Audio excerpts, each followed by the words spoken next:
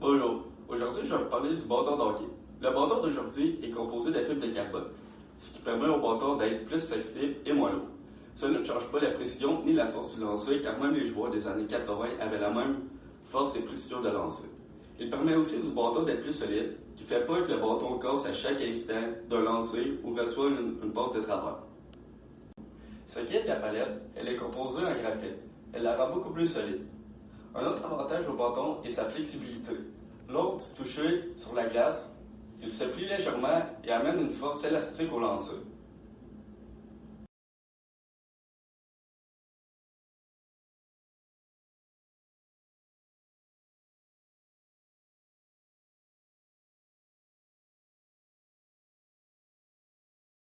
Au niveau du patin, on va vous parler de la lame.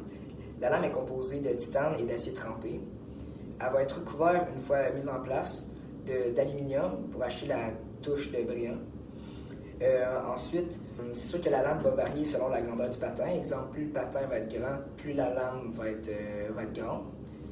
Et ensuite, une fois tout bien mis en place, nous allons procéder à un aiguisement de la lame pour faciliter les performances du joueur sur la glace. La fibre de carbone est composée de milliers de petits fils de carbone qui lui confèrent une certaine solidité, rigidité et élasticité.